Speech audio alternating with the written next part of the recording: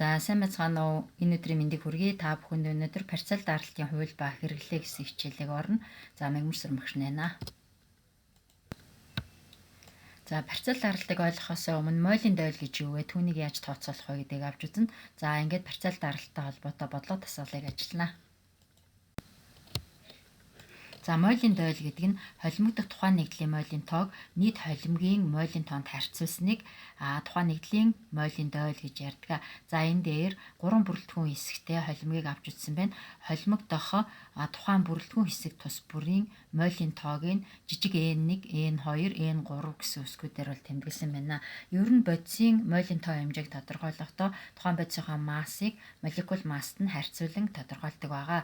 За тэгвэл нь штэ мойлын дойлыг том n гэдэг үсгээр тэмдэглэнэ. За энэхүү 3 бүрэлдэхүүн системийн хувьд нэгдүгээр бүрэлдэхүүн хэсгийн мойлын дойлыг бодохдоо нэгдүгээр бүрэлдэхүүн хэсгийн мойлын тоо хэмжээг холимогт байгаа нийт бүрэлдэхүүн хэсгүүдийн мойлын тооны нийлбэрт харьцуулсан байна. За энэ мэтчлэнгээр 2 дугаар компонент, 3 дугаар компонентуудын мойлын дойлыг бодож олсон байна. За мойлын дойлуудын нийлбэр бол 1 гардаг. Харин мойлын дойлыг 100-аар үржүүлэхэд тухайн компонент нь тухайн холимогтой хэдэн хувь эзэлж байгаа болохыг илэрхийлдэг байна. За үндсэн ойлголт болох парцал даралтыг авч үзье. За парцал даралт гэдэг нь хувийн даралт гэсэн утгатай үг. За 1803 онд Английн эрдэмтэн Далтон парцал даралтын хуулийг бол нээсэн байдаг. За парцал даралтыг дараах байдлаар томьёолдог. За үүнд бие биетэйгээ химийн харилцан үйлчлэлд ордоггүй. Энэ бол маш чухал ойлголтон шүү. Хийн холимгийн ерөнхий даралт нь холимгийн найрлаганд орсон хий тус бүрийн парцал даралтын буюу хувийн даралтын нийлбэртэй тэнцүү гэж үздэг. Өөрөөр хэлбэл ерөнхий даралтыг бодохдоо хий тус бүрийн парцал даралтын нийлбэрээр бодож тооцоолдог байна. За нэг жишээ авч үзье л да. 1, 2, 3 дугаар хий тус тусдаа өөр савнд агуулгдсан тэг өөр даралттай байгаа гэж төсөөлье тий. Тэгтэл эдгээр хийг арай том эзэл хүнтэй савнд гурвангийн хийж болно. Эсвэл бага эзэл хүнтэй савнд гурвангийн хийж болно. Ингээд анхны эзэл хүнээсээ тухайн холимгийн эзэлхэн өөрчлөгдсөн учраас мөн даралт нь өөрчлөгддөг. За тэгвэл нь штэ нэгдүгээр хийн парцал даралт буюу P1 гэж юу вэ гэвэл энэ холимгийн эзэлхүүнд байгаа энэ савнаас 2, 3 дугаар хийг гаргаад ганцхан нэгдүгээр хийг үлдээсний дараа энэ савны хаананд учруулах даралтыг тухайн хийн парцал даралт буюу хувийн даралт гэж нэрлэдэг байна.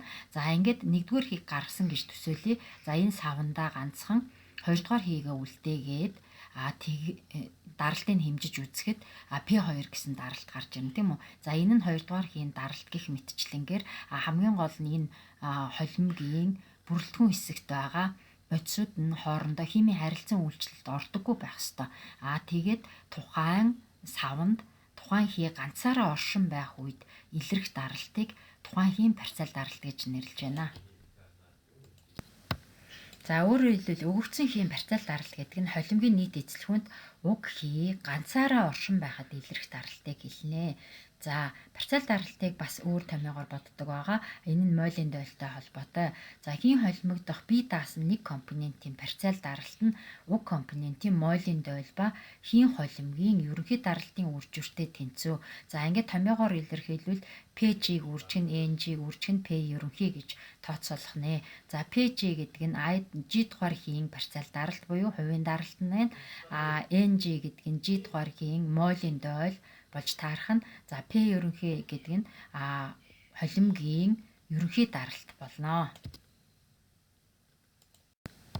За парцал даралттай холбоотой бодлого тасгалыг авч үзье. За 96 кПа даралтаа тэг 100-ны 3 м3 метан, 84 кПа даралтаа 0.4 м3 ус төрөгч ба 108.8 кПа даралтаа 0.1 м3 нүүрс төрөгчийн монооксидыг холжээ. За холцын нийт эзэлхүүн 0.8 м3 болсон бол хий тус бүрийн парцал даралт болон хийн холимгийн ерөнхий даралтыг ол гэжээ. За эндээс ингээд аваад үзье. Метан, ус төрөгч, нүүрс төрөгчийн монооксид. За энэ гурав нь хоорондоо уралд ордоггүй учраас холимог дотор тухайн хий ганцаараа байх үедээ үзүүлэх хувийн даралт буюу парцал даралтыг ол гэсэн байна.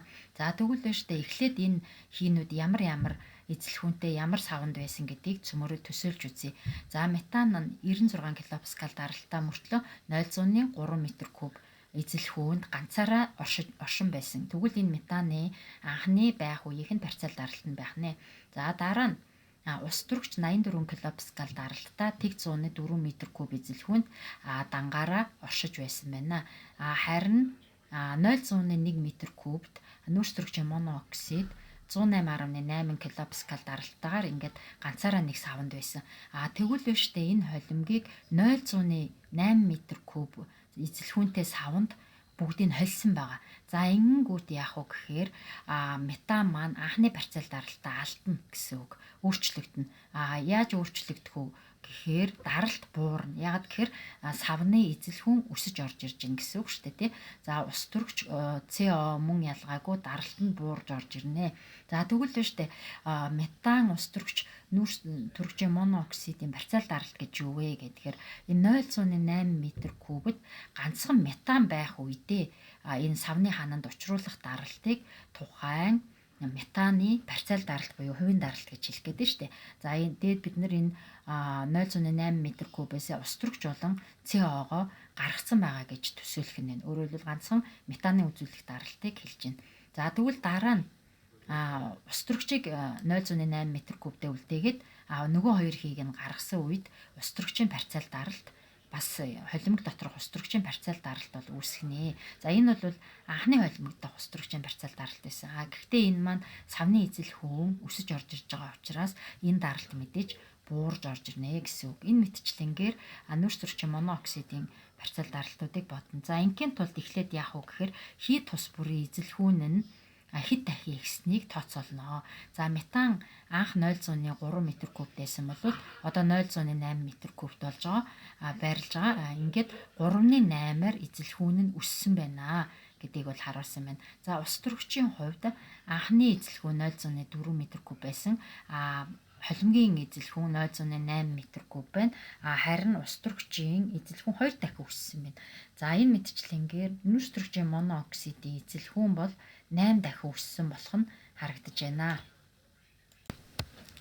За хийн эзэлхүүнүүд өссөн учраас даралт нь мөн төдий чиний хэмжээгээр буурж орж ирнэ. Өөрөөр хэлбэл хийн эзэлхүүн даралтаагаа уруу хамааралтай учраас анхны даралтаасаа хий тус бүрийн парцел даралт буурж орж ирнэ. За эдгээрийг тооцоолохдоо анхны даралтыг нь хийнийхээ эзэлхүүний өсөлтөнд харьцуулсан байна.